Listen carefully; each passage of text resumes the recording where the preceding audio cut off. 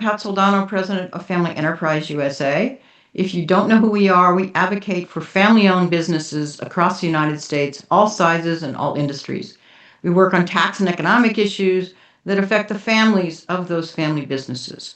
Very pleased to have with us today Whittier Trust, who is a sponsor of Family Enterprise USA. We really thank them for that sponsorship. And I think the topic is one that is very important, and there's a lot of interest in this topic. So today's topic is Stronger Together, Building Governance that Preserves Wealth for Generations. This webcast will explore practical steps to building effective family governance, including the structures, education, and systems that strengthen both the family and the business. Our speakers today are Liz Anderson, who is Vice President, Whittier Trust, Brian Bissell, who is Senior Vice President, Client Advisor, and Ashley Fontanea, who is Senior Vice President, Client Advisor. Very pleased to have you all on this webcast with us today. Thank you so much for joining us, and I'm going to turn it over to Liz. It's great to be with all of you today, and just really want to thank you for inviting us, Pat. And thank you to all the Family Enterprise USA sponsors who, like Whittier Trust, support the good work that Pat and her team do for family-owned businesses. I'm going to begin with a few housekeeping notes. You're welcome to submit questions in the chat during the webcast, but we'll wait to answer them at the end of the program. We started with a list of 46 questions that you all submitted at registration. Thank you so much for taking the time to share these with us. They are all great questions, and we'll try to answer as many as we can today.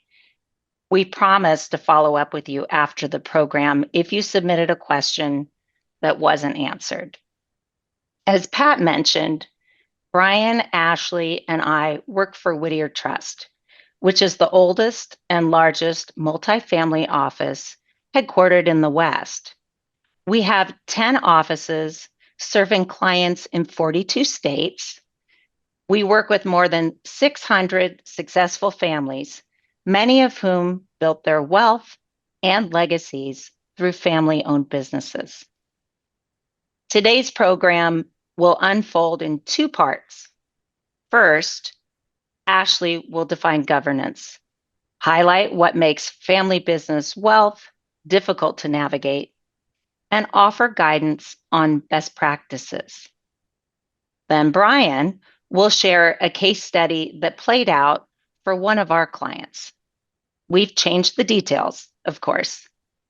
The illustration shows how implementing good governance can protect the family and the business in ways that many families might not imagine.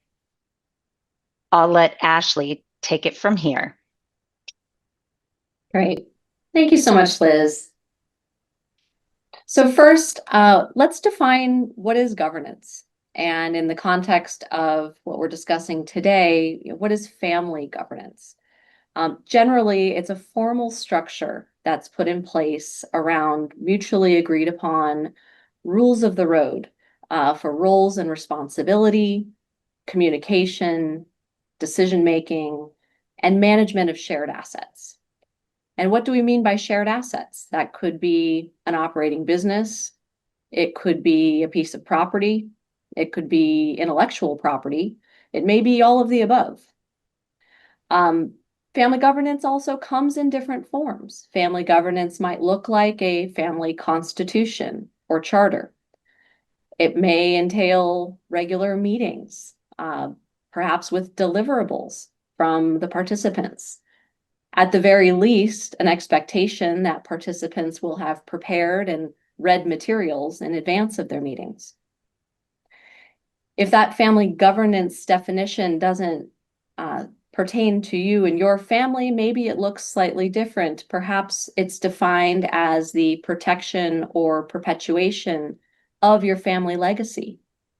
And that could be a legacy of values, it could be a legacy of traditions.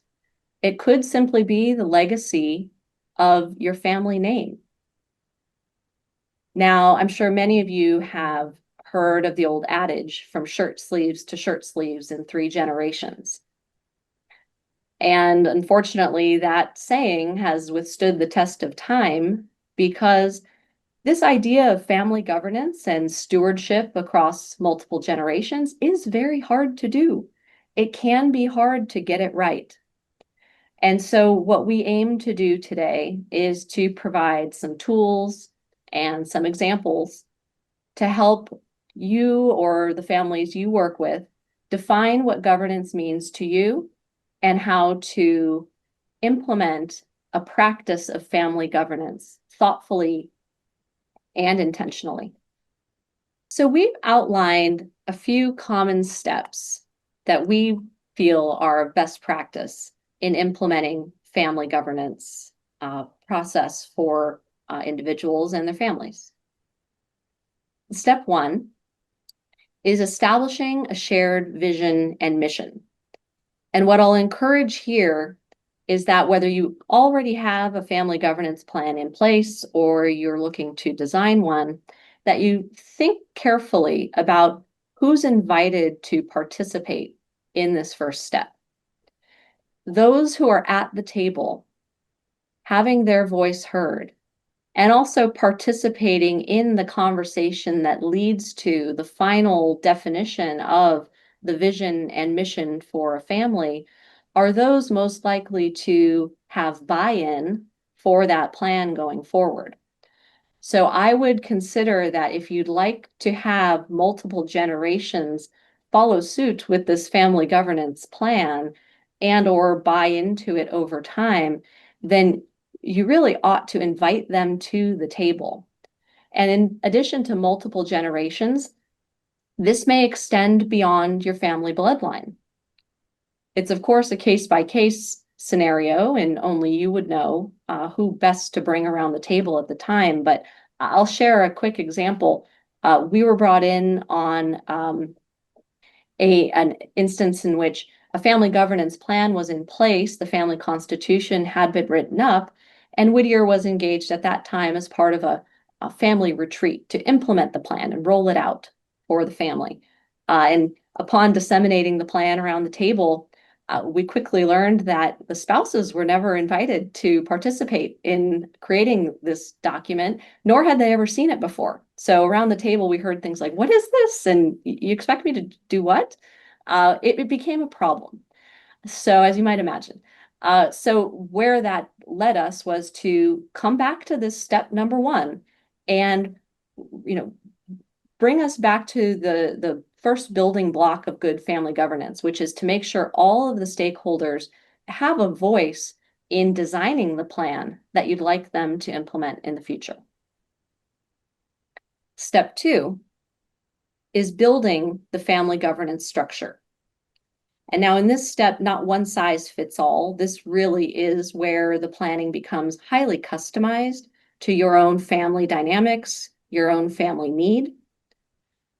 I wouldn't shy away here from being more formal than less so. It may not feel right for you that you need something that's so rigidly defined or strict in today's generational formation. But I would encourage you to think of this as a document that's meant to withstand the test of time. And as we all know, as the family tree grows, the branches get farther apart. And to have a formal document in place that might feel a little rigid to your current tightly knit family, as those relationships extend further and further out, family members generations from now may only meet to convene at a business board meeting or an annual family gathering. And so a more formal structure for them can be very advantageous. So I would caution that as you're building out the plan, it's okay for it to feel a little bit more buttoned up and structured because I think that will lead to better long-term results.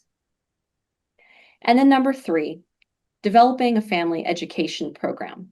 This is probably one of the most important steps if you want your plan to succeed. There's many, many ways to do it, to implement education in whatever form that means to you. It's not so much a matter of, how you do it. I think it's just more important that you do it. And education is not just something that's targeted to younger generations of the family. To demonstrate a value of lifelong learning and also to demonstrate commitment and engagement with the family governance planning, that everyone's willing to show up and dedicate the time and the effort to make this work. I think it's a best practice for all members to participate in some form of education. But it is something that I believe is a non-negotiable. This is an opportunity to demonstrate commitment to the plan. And hey, a little education all across the board can't hurt. Lastly, managing and creating a family office. And we feel this is an important step as an anchor to making sure that the plan can be implemented with consistency and continuity going forward. Sometimes this comes in the form of an outside third party that's helping to steward the plan and its implementation going forward. Other times, in the case of perhaps a family with an operating business, you can leverage the infrastructure of your operating business and the individuals therein to help manage through the governance process. Really to create, as I mentioned, consistency, but also accountability to stick to the plan, and that the plan isn't something that's simply created and then stuck up on a shelf, but is brought back in all aspects of decision making or questions around how to come to a decision, that the plan is utilized and adhered to. So Ashley, as Liz said in the beginning, we did get a lot of questions from people that registered for this webcast, and I see we have a question in the chat. And Tim, if it's okay, I'm going to hold the questions in the chat till the end for just now, because we had so many questions from people who registered. So let's get into a few of those, Ashley, right now. What are some of the best practices for a family office just implementing governance? What are the non-negotiables, and what's the order of priority to remember? Sure. Well, I would refer back to these steps here. I think we have tested and worked through these steps in a number of occasions and find that the order of operations does matter. So beginning with coalescence around a shared vision and mission, shared again being the operative word, that all parties participating do mutually agree to the vision and mission. That's the cornerstone of what's built from there. Building out the structure is, of course, done. It can be done with experts providing guidance, but also, tailoring to meet your family needs. It's got to be custom fit. And then the education is, again, the non-negotiable. I know that I think will not only strengthen the practice of family governance, but it can instill the value of why this governance model exists for future generations in terms of the why. Why do we stick to this? Why do we have this planning? Why does our family operate in such a way? Education is the key as a through line for multiple generations to come. So you kind of answered Tim Schultz's question, which is what levers are there to enforce non-negotiable in a family governance? And Tim, if you want her to expand on that, you can certainly put something in the chat. But let's move on to one of the other questions, because as I said, we had many. How do you overcome this governance failures, which I hear a lot about with family businesses and family offices? Brian, would you like to answer this one? Yeah, I think I think one thing that we, really think about here is that failure is not necessarily a negative thing. It's where some of our best lessons come from. So really letting the family understand that we're going to make progress with each failure, and that there's if something doesn't take the first time, it's not the end of our attempts at trying to get it right. You know, a lot of the consultants we work with have different approaches to structuring this family governance, and sometimes the approach just doesn't work with the family, and that, you know, manifests and feels like a failure. But you try the next approach with a different group and a different consultant, and next thing you know, they're off and running, and everything's working smoothly. So I think failure is often looked at as a negative, but we see the positive side of it, and that some of our best lessons come from that. Yeah, I would agree with that. We definitely learn from our failures. So the next question revolves around stock, and we get this question a lot in many of the subjects that we put on is when families are trying to structure their ownership or transition from one generation to another. And that is, what advice do you have on how to govern voting shares versus common shares? I'll take this one, Ashley. I think this is a very, you know, customized solution here. There's no one size fits all. You can do it any which way. But what we've seen a lot of families do with some success is they've kept the voting shares with the family members that are actively involved in the business, and they've distributed the common shares held by the members that aren't actively working in the business. So it was one way to divide it. It's still allows for the non-working family members to participate in the upside and be involved and connected, but it allows for maybe a little less disruption on business decisions that need to be made. And so we've seen it done that way a lot. That makes sense. So I'm not sure who's going to take this next one, but how do you get people re-engaged and back in the process when they've been pulling away? I can speak to this one. It's common that you'll have individuals who are more interested in the concept of family governance than others. And so you typically have those in a leadership or, cheerleading position to get the family engaged and moving in one direction. And others who may not think it applies to them or may not think there's much value to it. Most of the time it happens where the disengagement comes from not seeing themselves in the plan, not seeing themselves as part of the plan, or not feeling as though they're welcome to really have their voice heard. So what I would encourage is that, and most of the best consultants that we've worked with will always start this process with individual outreach to every single stakeholder, one-on-one conversations in which they can confidentially share, their thoughts, their feelings on whether or not this is something they think will work or not. Sometimes that's the issue too, is they think all this work and it's not gonna pan out. So to hear out what the feelings might be, what the perception may be for those individuals, that can also then be managed into the process. If you know where they're coming from, you can speak to those points and assuage some of those fears or those perceptions as the plan comes together.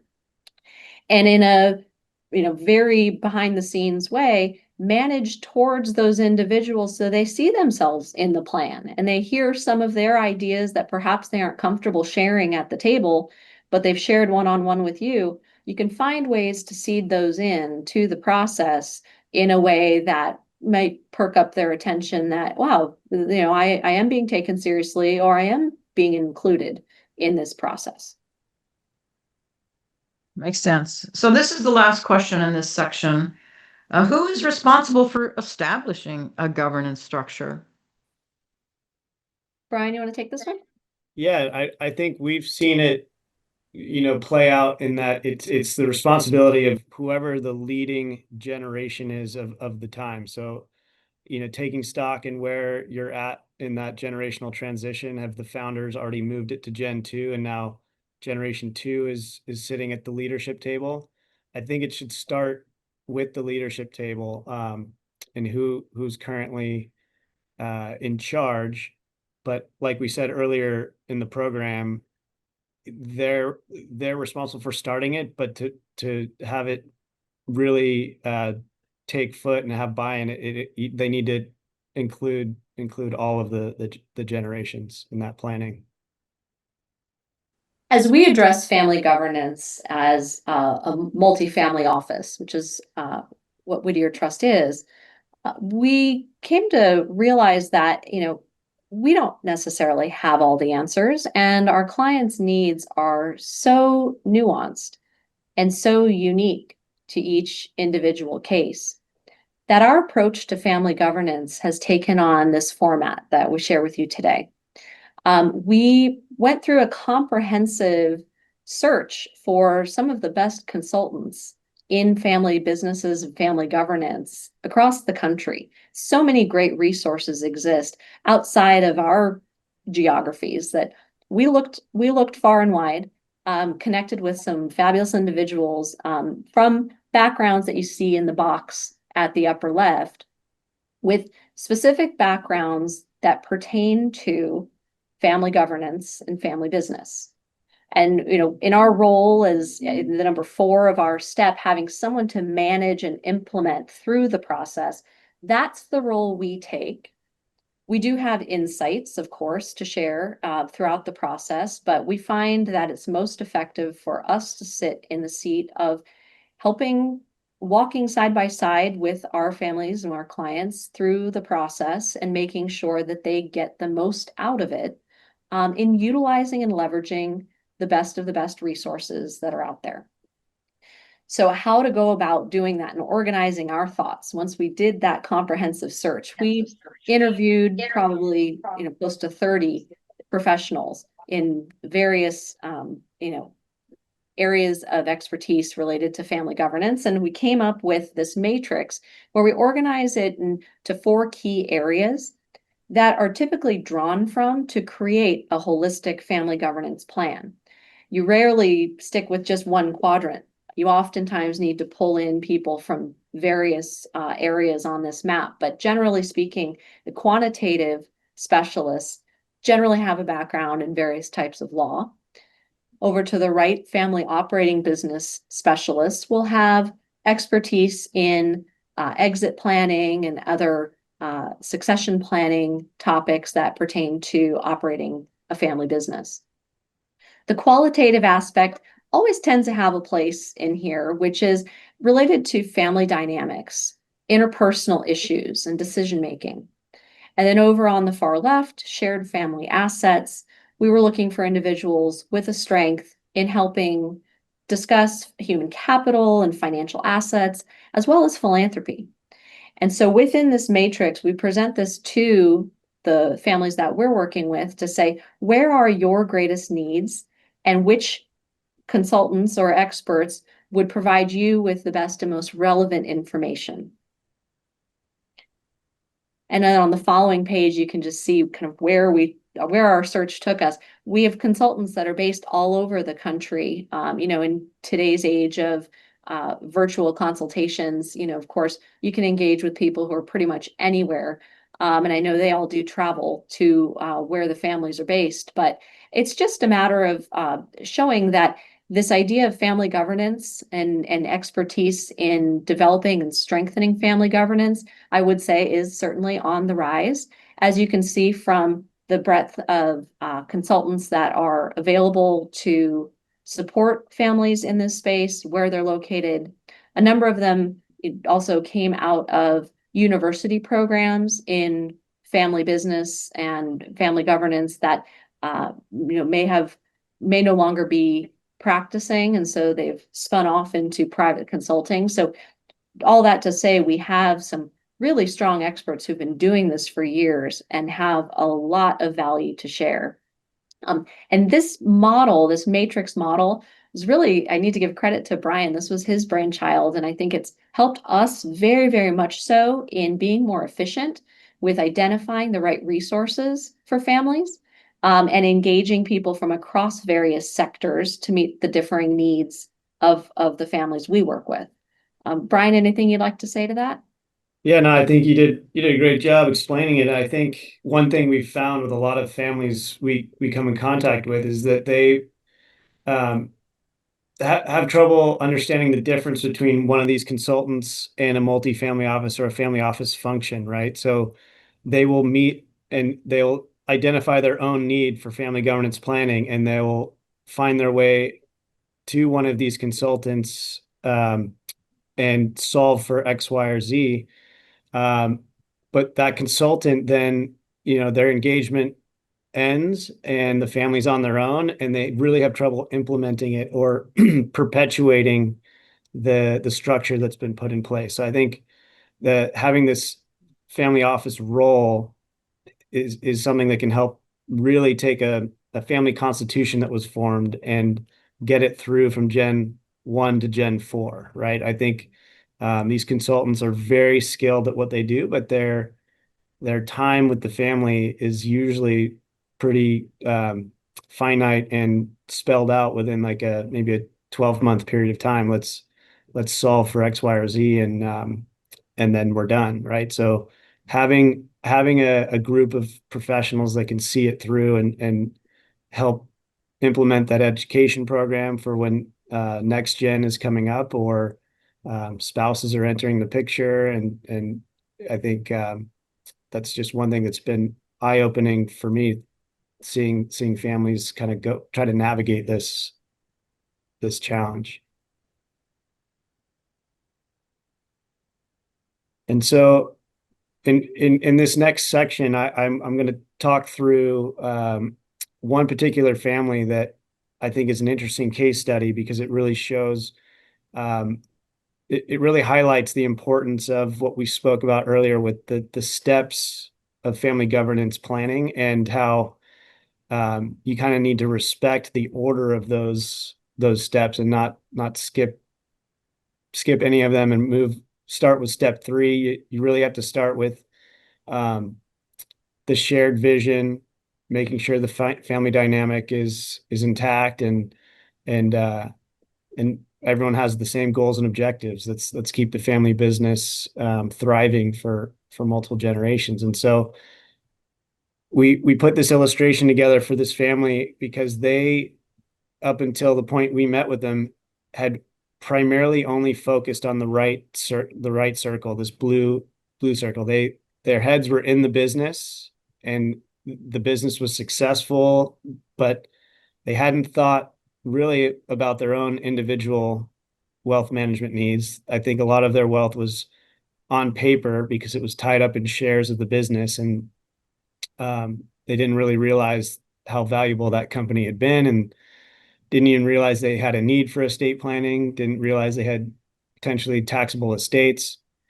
So I kind of put this Venn diagram together to show, there's two sides of the thought process, and where family governance planning resides is in the middle, where it's that crossover where there's a connection between the family business considerations and your own individual.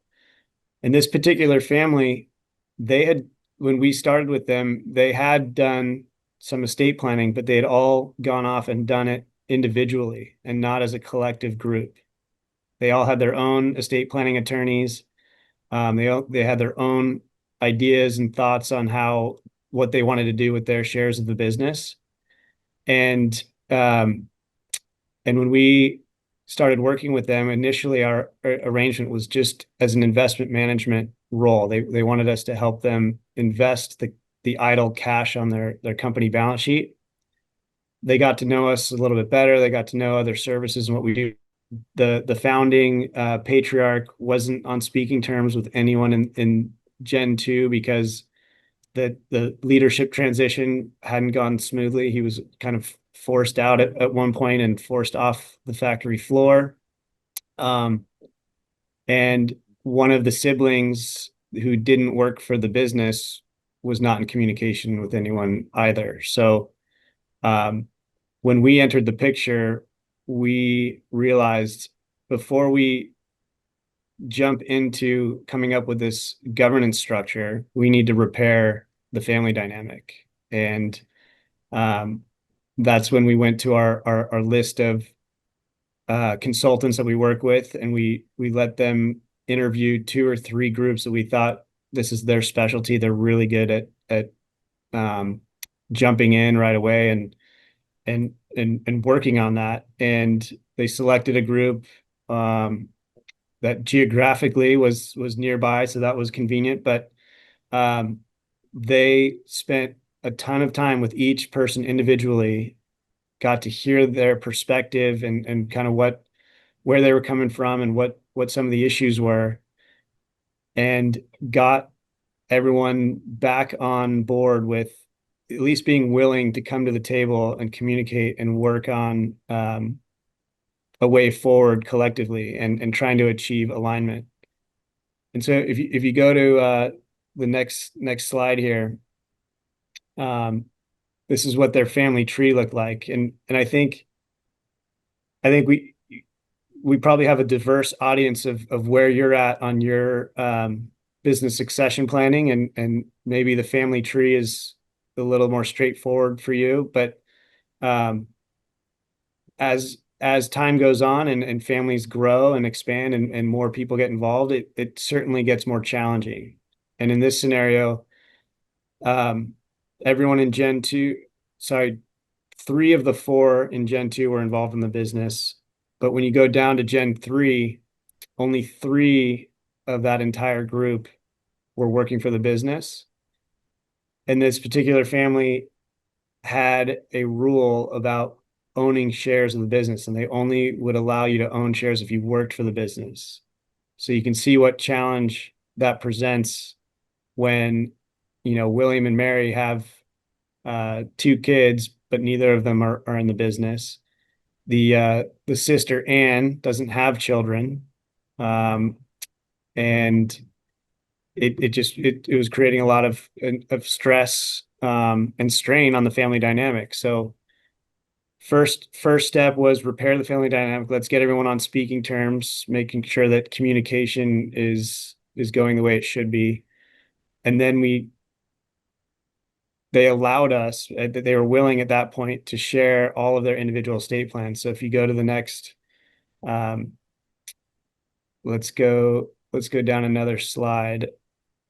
So we're going to kind of fly through these, but we diagrammed out each estate plan, and you can just see how different everyone's idea was, and nothing was in alignment. And when we finally get down to the summary page, the big eye-opening issue that we brought to everyone was right here, is that sister who had no kids was going to give all of her shares to charity. But then the buy-sell agreements mentioned that the company was going to have to buy back those shares from the charitable organization. So there was going to need cash was going to be needed to execute on that. The other sibling whose kids didn't work for the business, he also was going to have to company was going to have to buy back shares there. And so we got it all on the summary page to show the cash impact on the treasury, and everyone's jaws dropped. They said that this, we can see now why this isn't feasible, and the company's not going to, survive the way we're currently structured. But I think the success story in this whole planning process was getting them all to the table together and being open-minded about working together and moving to step 2 on our best practice list of, okay, now we realize there's an issue. We realize we can't all do this individually in a vacuum. We need to come together and do it as a group. And they've made a lot of progress in now structuring a family governance program that's going to bring their estate plans in line, but also come up with a vehicle that allows them to communicate and make joint decisions. They're working on a family council and a family charter that's going to help guide that transition to generation 3 and keep the business thriving. So I'll stop there, see if maybe we have any questions from the audience. Okay, so I would like to comment on something that both you and Ashley alluded to, and that is the time to do family governance. It takes a long time, and I really believe it's not something a one and done kind of thing. It's something that is ongoing. And so if a family doesn't understand that from the beginning and they just believe they get a constitution put together and then they just put it on the shelf and that's the end of it, that's really not the way it works, right? That constitution, that governance structure has to succeed generation to generation. So I really encourage those of you who are on the call that to think about it in that context. I think it's really, really important. Um, and Susie, I've asked you to put the question in the chat because we really don't have the ability to unmute you. So hopefully you can do that. So we have a couple questions from Chuck. He says, what is the minimum asset level which makes sense to establish a family office? And I'm happy to weigh in on that too, but I'll let you at Whittier Trust answer that. Yeah, I don't think there's a minimum asset level. I think a family office can be helpful for any family business. I think the question may be hinting at when does it make sense to have a single family office versus a multi-family office, right? So I think if you wanted to establish your own family office, we're seeing net worth in the billions of dollars making sense to kind of create the brick and mortar, hire a bunch of professionals that can help in various wealth management roles, right? The philanthropic arm, fiduciary and trust services, investment management, all of that. But with a multifamily office like our platform where you can just plug in, it takes a much lower asset level to where that makes sense, I think. Well, and I would concur with that. And I think people need to understand when the family office industry was really created, even though it was created many, many years ago, but in the, with the Rockefeller family in the 90s, there was a threshold that was talked about $100 million. That world has dramatically changed. I agree with Brian. You have to be in the billions to really support the talent, to hire the talent, to support the infrastructure, to absorb the cost. It's really very, very difficult. And everyone would love to have a family office because you have all these wonderful services and talent that do all this work for you. And that's why I really believe, as you all know, very strongly in the multifamily office model, like a Whittier Trust, because that is going to give you all the services you want at a very reasonable cost, and you're not managing a business. You're letting Whittier Trust manage the business. So I really encourage people to look at that asset level. And as to Brian's point, it really depends on what you want to be as a family office. What are the services you're going to deliver? How many households are you going to serve? Um, how complex are the assets? How complicated is the family? What's the family dynamics? All of those things go into determining whether you should have your own family office or join a multifamily office. And organizations like Whittier Trust can help you determine that. So with that, I'm going to move on to the next question. Um, and that is from Larry. Larry, I think this might be a little in the weeds for this webinar, and I think Whittier Trust could probably reach out to you independently because you're asking about the strategic sale of a minority interest. So Brian, what are your thoughts on that? Would you rather do that offline, or do you want to make comments about that?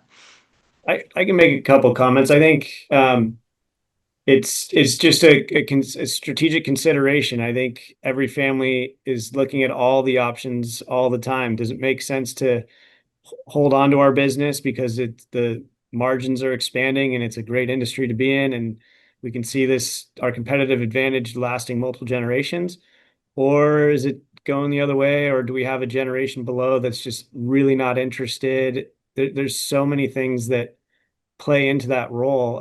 The family that I was actually brought up in my case study, they were considering potentially a strategic sale to a minority interest because they wanted to retain control, but you could see that we were looking at a liquidity problem down the road. So they thought maybe this could add to our liquidity and help us with some estate tax issues and maybe strain on the treasury. But families are looking at ESOPs all the time, selling the entire business. I think you really just have to take stock in what is the goal and objective for the collective group.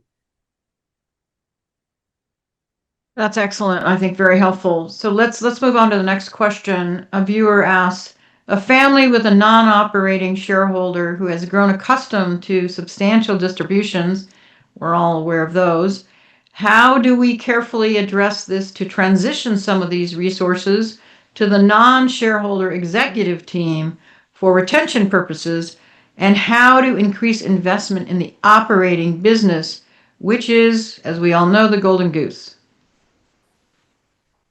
Ashley, do you want to Sure. take that one? I can start out and then you can pitch in with anything else you'd like to add. But I think here, I would say financial modeling goes a long way. It kind of falls into the education category for me. But seeing those numbers play out of what it does, what reinvestment would look like, or what retention of key stakeholders in the company would look like.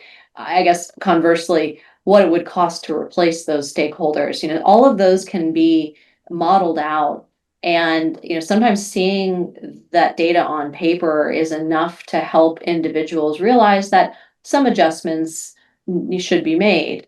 As Brian noted in his case study, I think it was not until it was presented how much the planning, which sounded okay in practice as a narrative, how much that would negatively impact the balance sheet of the family and the family business.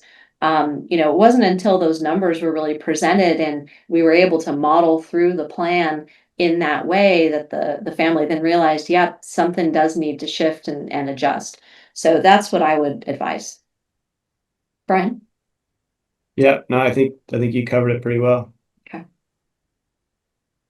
So I don't think we have any more questions in the chat, but I have a few I'd like to pose.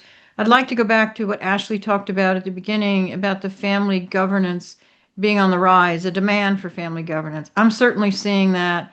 I usually get almost a call every other week or so with people asking me, what about family governance? How do I solve for it? What are some of the resources I can use? And Ashley alluded to the fact that she sees it on the rise as well. Maybe you could speak to that with your own clients and the demands that you're seeing within your existing clients as well as new clients. Sure. Well, it certainly does take many shapes. And we see, families that may have had a governance plan in place for some time come to us with frustration over how it's being implemented or that it doesn't quite fit today's circumstances. And so, I think it falls in line with what we also raised earlier about failure, how to address failure. I think Brian and I both, we don't necessarily see these challenges as failures, but simply, the opportunity to revise and refine and maybe reframe the planning to fit today's needs, to fit where the family is today, whether it's the generation's engagement with family business or the family business has sold and we've moved on to other shared assets. How we continue to refresh and revise this governance plan, pull it off the shelf, make sure it's being used, similar to, as often as you would review your living trust to make sure that situations are still accurately depicted and things are still outlined the way you'd like them to go. So it's making this a living document. It's making sure that we're constantly coming back to, making the plan relevant, but also addressing any pain points as they arise. I would encourage, whether you're an individual with a plan or an advisor helping a family to walk through and implement their plan, don't let the pain points get larger and louder. Let's address them head on as they come up, because oftentimes it presents an opportunity to do things better. And I'll just add that, the title of our presentation is Stronger Together, and I think it really has to be a compelling story as to why you're stronger together. And it has to be something that the stakeholders see value in it and want to be. It's not something that can be forced. I think we run into a lot of issues where and I think Tim Schultz kind of alluded to it. He's like, how do you enforce the non-negotiables? It's like you can't. It's not something that should be forced, and you can't force a next gen to be involved in the family business if they don't want to be. It's just it has to be a compelling story as to why there's good value to being involved, um, and why it makes sense for them, and why the family is stronger together. That all has to be a really compelling story. But I'd also say that you have to allow for off ramps in this thing. I think the biggest conflicts I've seen arise is when a family member that just wants to go off on their own and do their own thing doesn't have an easy way to do that. And let's talk about who needs family governance. We work with hundreds of families all over, family businesses all over the United States. And what if I'm a family business? I'm 300 employees, strong operating business. Um, First generation is passed, second generation is running the business with third generation, who let's say is in their 20s, 30s maybe. The next generation's starting to be born. We're thinking about the future. And of course, we want to transition this business generation to generation, not only for our family members and our community, but also for our multi-generation of employees that we have working in the business. Are we somebody that needs family governance, and what does that look like? Ashley, you want to take that one? Sure. I would say yes. And in the design of what family governance looks like in this particular case, it will have to fit the mold for that family. But I believe starting the process and walking through those 4 steps that we outlined is instrumental in gathering consensus as to what family values are and what the mission is that we strive to live out and to protect with this governance plan. Why do it? Building that plan and educating as to why it's important and what's in it for them. What is the value? What is the story behind it? And then maintaining it going forward. I think those 4 steps, if we just, as simple as can be, can frame those to each family in circumstances like you outlined, Pat, it does fit. It fits every single family with shared assets. Well, so my last question for you is more specific as it relates to how you all operate, which is, if I'm a family business like I described, and I contact you and I say I really need family governance, I believe I need it. How do you work with me? I assume it's a team approach. So who's on my team? How does it start? And who am I going to be meeting with on a regular basis? Yeah, so we build teams around the needs and challenges of individual families. So, a family we recently met with has a lot of real estate. So a person um, on your team would be someone from our real estate department. If they had a large family foundation as um, part of their family, we'd have someone from the philanthropic services join the team. You usually always have a client advisor like myself or Ashley, who's the quarterback of the relationship, and will be able to see the entire playing field and know, which resources are needed when, are kind of plugged into the internal resource network, but also our external network of advisors as well. But yeah, it's certainly a team is formed around and kind of customized around a family's needs. Well, thank you for that. And thank you all so much for the presentation today. Does anyone have any final words? I'll just add that I'll repeat what I said early on. We had so many wonderful questions. They're so interesting, and we're eager to address each one of them. So all 3 of us will reach out to you and make sure that you have your questions answered, and maybe you've come up with a few more. We're happy to do that too. Well, thank you for that, Liz. And thank you all so much for joining. We really appreciate it. Really thank my panelists. I think this was an exceptional webcast. And thank you for Whittier Trust for being a sponsor of Family Enterprise USA. Hope you all have a great rest of your day. Take care.